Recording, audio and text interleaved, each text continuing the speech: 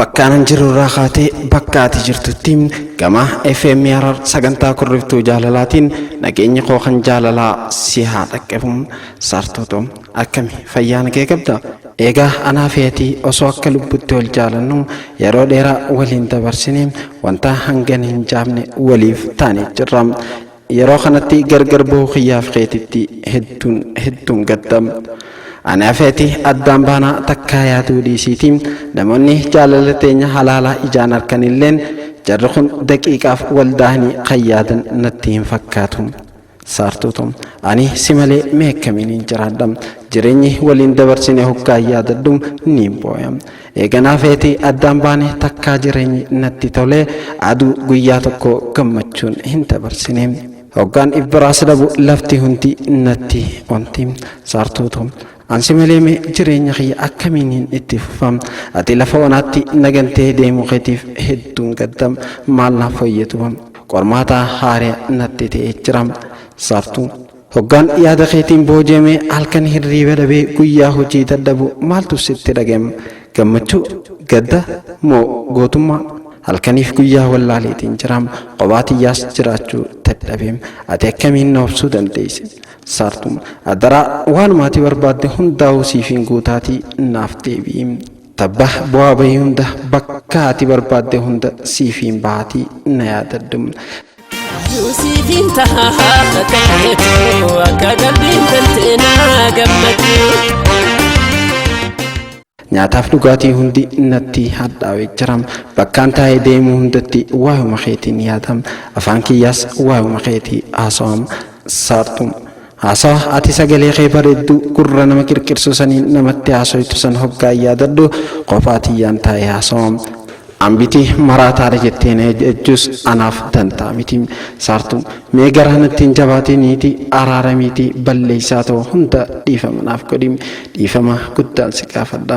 dhiifama naa godhi dhiifama naa godhi badito kamarra dhiifama Saartu akka lubbuu tiyyattiin si jaaladha ammas irra deddeebi'eetiin siif ibsa akka lubbuu tiyyattiin si jaaladha hanga xaaliyaa dhiifama teetiitiin yookaan ijaan wal agarrutti nagayaaf fayyaa naaf ta'im maama isaanii hara irraa araatanyatti tan argamtu saartuudhaaf.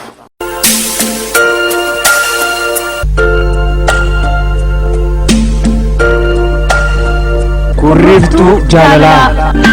Sometimes in our lives we all have pain. Se'edaan jaalatti baanantuun tan akkanaati. Baroota dheeraa hangaan barnoota elementarii xumuree haayiskuulii baradhee kutaa 10 akkasiin hiriyoota kiyya kan jaalalaatu na qabe. Gurbaa saniitu hirriibna dhorke ja'anii maqaa dhiiraa na biratti haasaa turan hedduu ajaa'ibsiifadhee isaanitti qoflaa ture dhugumatti ansi hundi takkaafillee jaalalaan ni qabama je'ee yaadee hin beeku nama jaalala je'ee na biratti dubbatu nuuni dhagahee ittiin qoflaa ture wanti hundinuu yeroo qabdiitii amma faraqaan nageessee jaalala abdiisaatiin kophaa haasoo mudadheetiin jira ajaa'iba namni hundinuu sababa tokkoon malee na jibbisiisu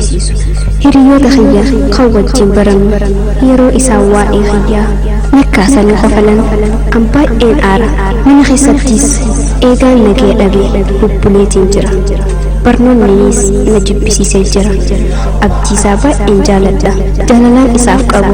akkan jee ibsadhu hin beeku na hundaafuu abdiisaa yoo FM haram kan caqasu ta'e qophii kurriftuu jaalalaatiin akka na dhaga'ee deebisaa isaa yeroo gabaabaa keessatti kurriftuu jaalalaatiin naaf erguun barbaada ana Mustariyaa Yusuf Haramaayarraa abdiisaa Jamaaliif kan asuma Haramaayatti argamuuf